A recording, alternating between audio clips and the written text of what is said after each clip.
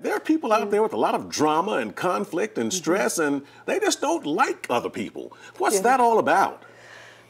They haven't taken the time to really discover who they are. They're operating from their limited perspective, what they've experienced, what has happened to them, what someone has said to them.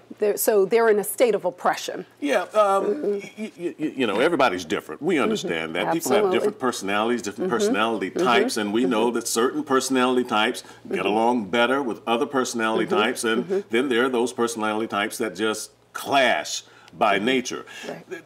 How much of it is knowing and understanding that and simply choosing not to go into the muck with someone?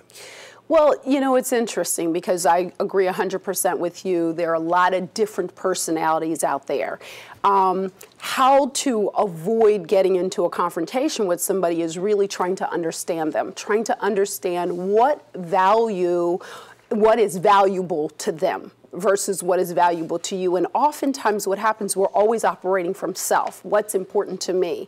What do I want to get out of this versus looking at the other person's perspective? And I think that's very important. And I also think, Art, it's really, really important to understand what that person has experienced because that's really what's showing up in their life. Let's deal with the workplace, first of all. Okay, now this is where we go every day to make a living. And, you know, you may not like the person in the cubicle next to you. You may hate your boss may hate you, but yet both of you need that job. And so it would just seem to make sense that you find a way to get along with one another rather than dreading going into work every day because you're saying to yourself, I want to kill the person next to me.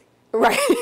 Well, first of all, it's really interesting that you bring that point up, Art, because when we look at the workplace, 50% or nearly 49%, nearly 50% of the people, of U.S. employees, say they have been bullied or they've seen somebody who's been bullied. So it's a huge, huge problem. And you're right. You would think that everybody wants to come to work to get along, but we have to understand that there are different cultures out there, and those cultures actually are the seed or the ground for things to flourish, like conflict. Sure. And so when we understand that it's really predicated on the culture that allows people to behave in particular ways. Let's go from the workplace to just friends. You know, these are people you're supposed to like. You know, that's why you call them a friend. But you know and I know that people talk about their friends worse than they talk about anybody else. You know, it's like they'll hang out with someone one day and then behind their back, and that's the operative term here, behind their back, they'll go and they'll say this or that. They'll say, you know what, she's always saying this or he's always doing that.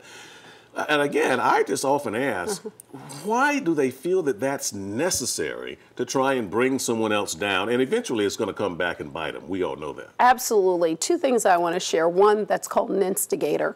An instigator. So, you know, and that's a part of conflict. And we can get into that a little bit later, that sometimes there's a third party actually encouraging conflict. But also, it really, again, goes back to those internal issues that are going on inside of you, or the instigator that's really saying that I'm not really so valuable, and so I'm going to find a way to be valuable. I'm going to find my voice one way or another. Sure.